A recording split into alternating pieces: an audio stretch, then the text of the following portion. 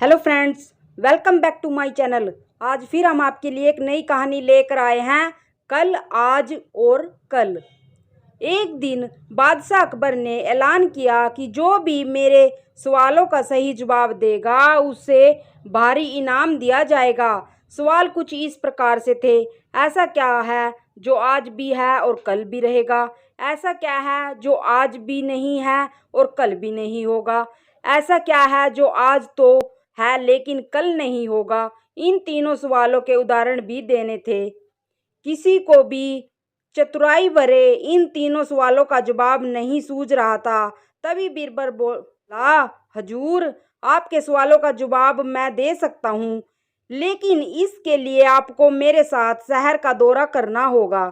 तभी आपके सवाल सही ढंग से हल हो पाएंगे।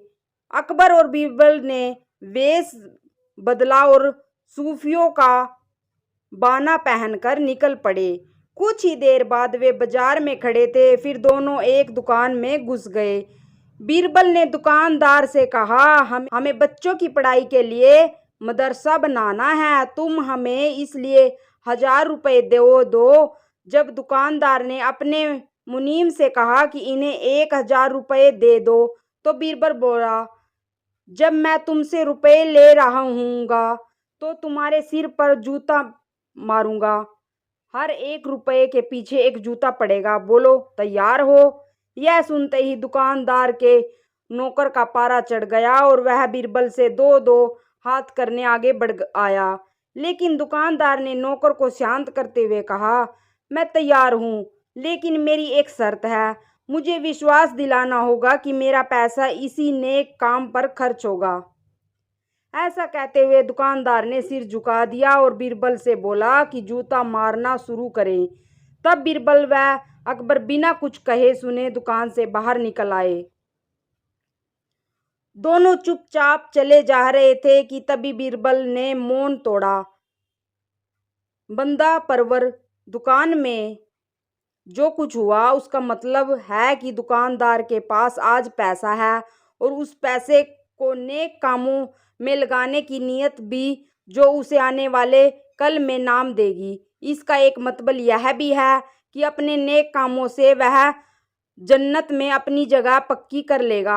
आप इसे यूं भी कह सकते हैं कि जो कुछ उसके पास आज है कल भी उसके साथ होगा। यह आपके पहले सवाल का जवाब है। फिर वे चलते हुए एक भिखारी के पास पहुंचे। उन्होंने देखा कि एक आदमी उसे कुछ खाने को दे रहा है और वह खाने का सामान उस भिखारी की जरूरत से कहीं ज़्यादा है। तब बीरबल उस भिखारी से बोला, हम भूखे हैं, कुछ हमें भी दे दो खाने को। यह सुनकर भिखारी बरस पड़ा, भागो यहाँ से, जाने कहाँ से आ जाते हैं मांगने।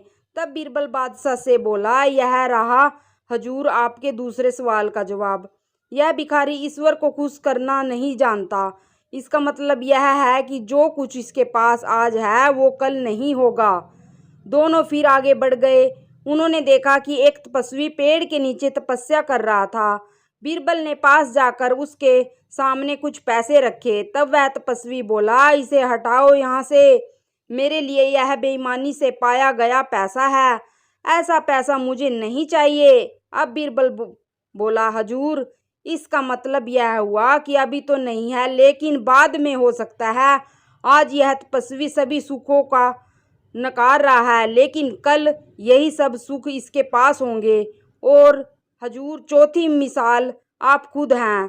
पिछले जन्म में आपने शुभ कर्म किए थे जो यह जीवन आपका शान शौकत के साथ बीता रहे हैं। किसी चीज़ की कोई कमी नहीं है। यदि आपने इसी तरह ईमानदारी और न्यायप्रियता से राज करना जारी रखा तो कोई कारण नहीं कि यह सब कुछ कल भी आपके पास न हो। लेकिन यह न भूले कि यदि आप राह भटक गए तो कुछ साथ नहीं रहेगा। अपने सवालों के बुद्धिमत्तापूर्ण चतुराई भरे जवाब सुनकर बादशाह अकबर बेहद खुश हुए। Thanks for watching.